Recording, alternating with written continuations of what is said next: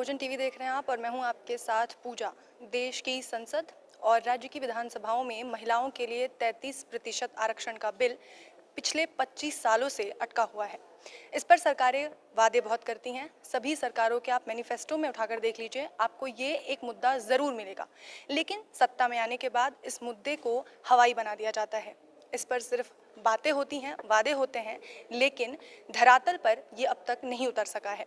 इसी एक मुद्दे को लेकर आज दिल्ली के कॉन्स्टिट्यूशन क्लब में महिला संगठनों ने एक कार्यक्रम आयोजित किया है, जिसमें वो मांग कर रही हैं कि महिलाओं को संसद में और देश और राज्य की विधानसभाओं में 33% आरक्षण का जो बिल है उसे जल्द से जल्द लाया जाए और उसे पेश किया जाए और उसे लाया जाए। तो इस वक्त हमारे साथ शबनम हाशमी जी हैं, एनी राजा हैं और उसके अलावा हमारे साथ मरियम धावले जी हैं। पहले तो आप सबका बहुत बहुत स्वागत है बहुजन टीवी पर। और मैं आपसे शुरू करती हूँ मैम, क्योंकि आप सोशल एक्टिविस्ट हैं और इन चीज़ों को अक्सर आप देखती रहती हैं। क्योंकि महिलाओं को अगर हम अपने देश की संसद में और राज्य की विधानसभाओं में अब तक आरक्षण में उन्हें मतलब एक प्रतिनिधित्व नहीं दे सके हैं, जिसकी मांग लगातार उठती आई है, ऐसे में हम कैसे उम्मीद कर सकते हैं कि समाज में एक बराबरी आ पाएगी महिलाओं और पुरुषों के बीच में? नहीं आ सकती जब तक महिलाएं पॉलिसी लेवल पे उनका एक रिप्रेजेंटेशन नहीं होगा, और ख़ास तौर से पार्लियामेंट में और विधानसभाओं में अगर रिप्रेजेंटेशन नहीं होगा तो समाज में बराबरी लाना बहुत मुश्किल काम है। और ये सारी लड़ाइयाँ एक दूसरे लड़ाई के साथ जुड़ी हुई हैं। जब पॉलिटिकल रिप्रेजेंटेशन होगा वो पॉलिसी लेवल पे चेंजेस ला सकेंगी, वो अपने जो मुद्दे हैं और जो देश के मुद्दे हैं उनमें एक भागीदारी उनकी होगी, तभी हम ये एक्सपेक्ट कर सकते हैं कि हम जो समाजी जो लड़ाई है, सामाजिक बदलाव की जो लड़ाई है, जो बराबरी की लड़ाई है, तभी हम उसको भी जीत सकेंगे।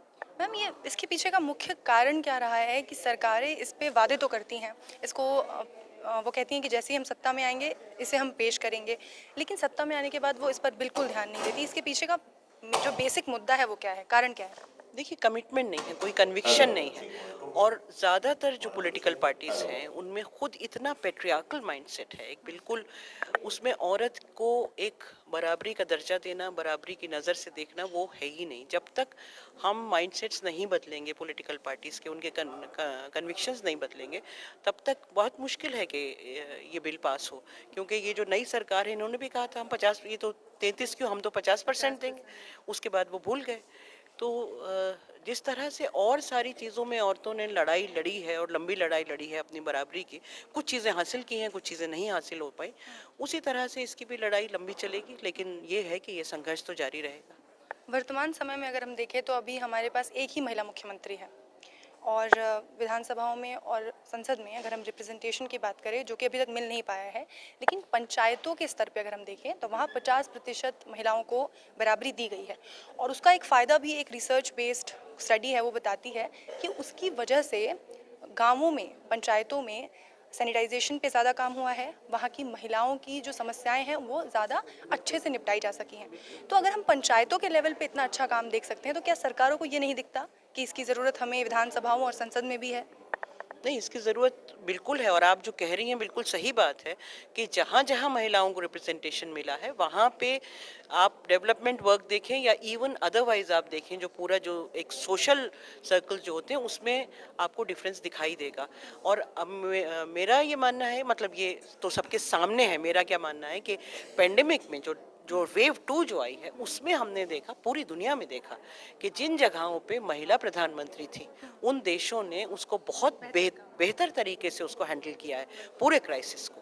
तो रिसर्च के लेवल पे तो बहुत कुछ अवेलेबल है। रिसर्च तो साफ कहती है कि अगर महिलाएं पॉलिसी लेवल पे होंगी तो आपके देश के और आपके राज्य के हालात बेहतर होंगे। लेकिन वही है कि अपनी गद्दी छोड़ना नहीं चाहते जो हमारे पुरुष समाज के लोग हैं।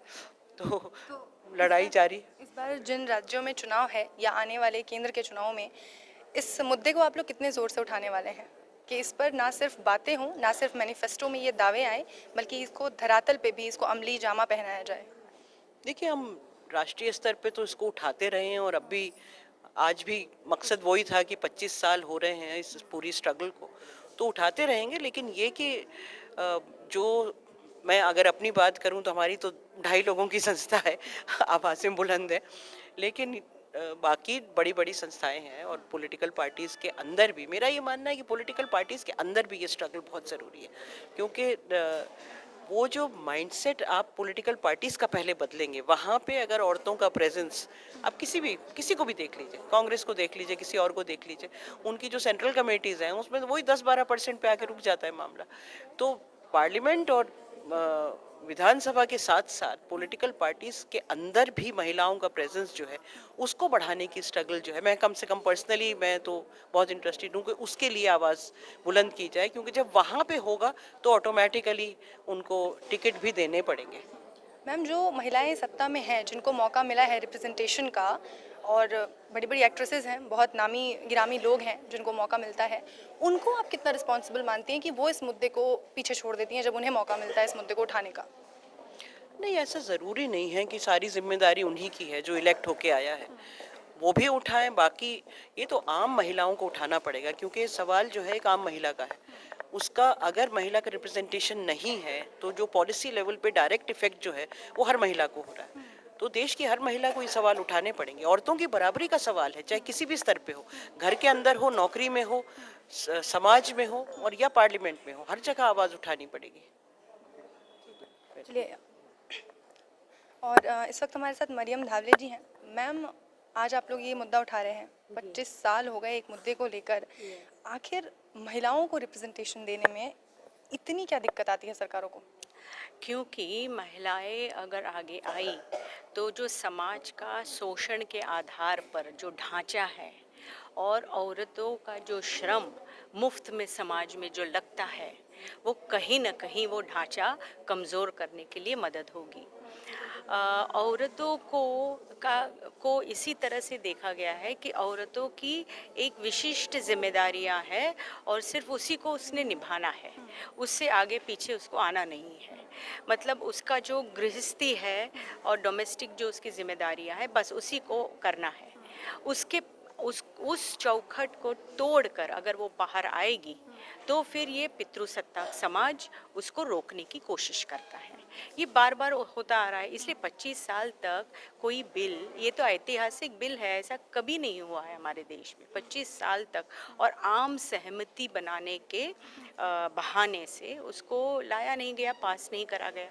तो औरतों को आगे लाने के अंदर ये पूरी व्यवस्था कतई मंजूरी नहीं देती है, ये हमारा आम तौर पे अनुभव रहा है, इसलिए तो लड़ रहे हैं। ये बड़ा ही दुखद है कि 21वीं शताब्दी में खड़े होकर इस तरह की हम बातें कर रहे हैं। और इसके अलावा, क्योंकि हमने देखा है कि मोदी सरकार अभी राज्यसभा और लोकसभा दोनों ही जगहों पे बहुमत में है। इसके अलावा कई राज्य हैं जहां वो बहुमत में हैं। ऐसे में अगर वो चाहें, एक के बाद एक अपनी मर्जी के बिल वो धड़ाधड़ पास किए उन्होंने। हमने देखा मानसून सत्र में भी, अगर वो चाहते तो इसको भी ला सकते थे, लेकिन वो नहीं लाए। इसके पीछे क्या नीयत देखती हैं आप उनकी?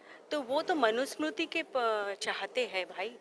आरएसएस, बीजेपी, मोदी साहब, वो तो मनुस्मृति, वो तो हमारा संविधान ही बदलना चाहते हैं।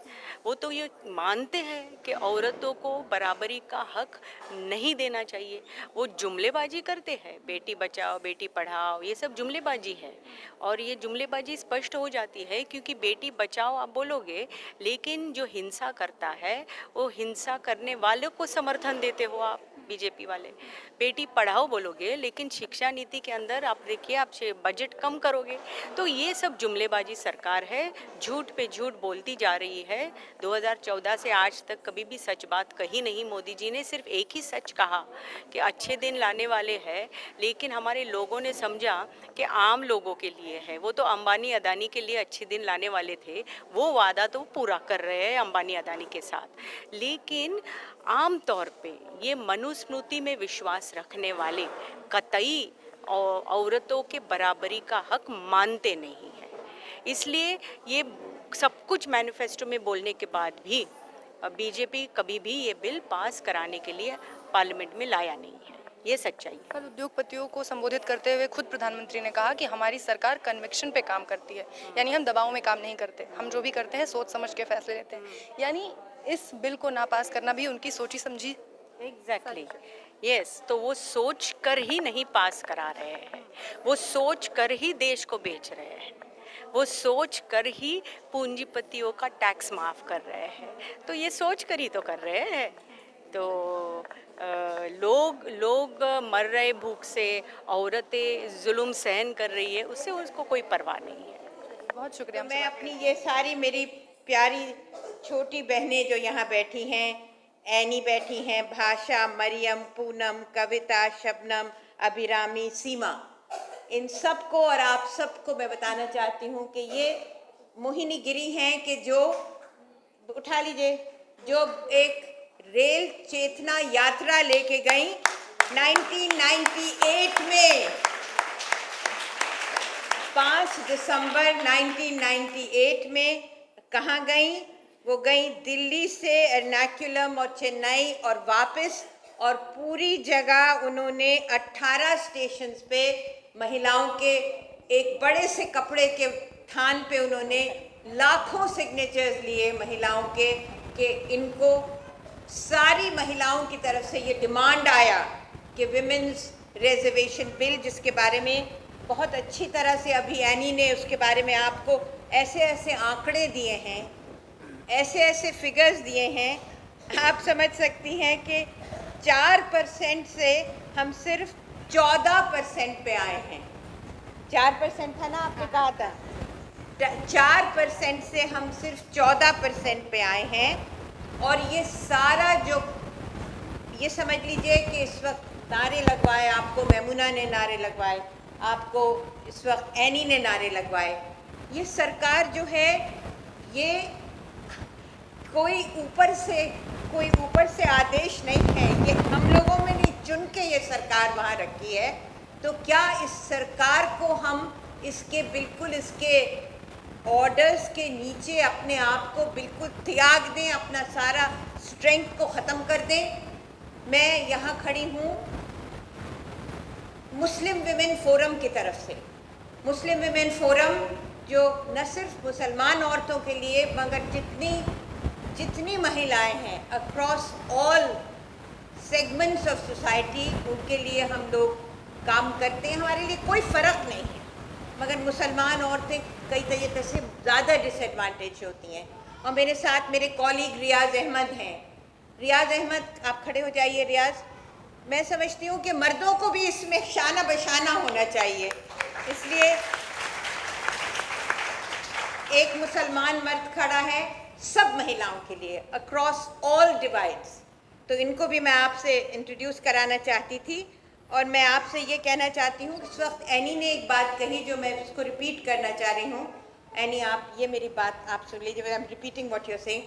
जो एनी ने जो बात कही कि इतने सारे बिल, 20 बिल मॉनसून सेशन में पास हो गए, और अभी एक प्रोग्राम हुआ था जनता अदालत का जो कि अरुणा रॉय ने कराया था अपने संस्था के, तो उसमें हमने ये देखा कि ये 20 बिल तो आराम से पास हो गए, ना कोई डिस्कशन हुआ, ना कोई बात हुई। क्या वजह है कि विमेंस रिजर्वेशन बिल नहीं पास हो रहा लोकसभा में? इसका मतलब कोई विल नहीं है, कोई shame and shame and Shem कि ये बिल नहीं पास हो रहा लोकसभा में। क्यों? इसलिए कि अपने मैनिफेस्टो में तो सबने लिख दिया कि हम इसको करवाएंगे, आप हमें वोट दीजिए, हम ये लाएंगे।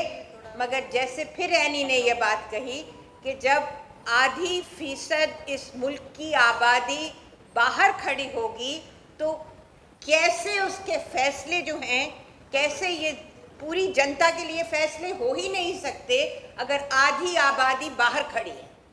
इसको आप बहुत ही आराम से, इसको बहुत ही साधारण, बहुत ही सरल तरीके से इसको आप समझ जाइए। वो आधी आबादी हम हैं और हमारी पूरी उम्र गुजर गई है इस स्ट्रगल में, और अब हम चाहते हैं कि वो सुबह आए, और अब वो सुबह आएगी जबकि ये बिल 33% होगा। और फिर अगर भगवान अल्लाह जो भी हम, जिसमें भी हम यकीन रखते हैं, एक दिन ऐसा आएगा आप लोगों की ज़िंदगी में जबकि 50% महिलाएं आएंगी पार्लियामेंट में।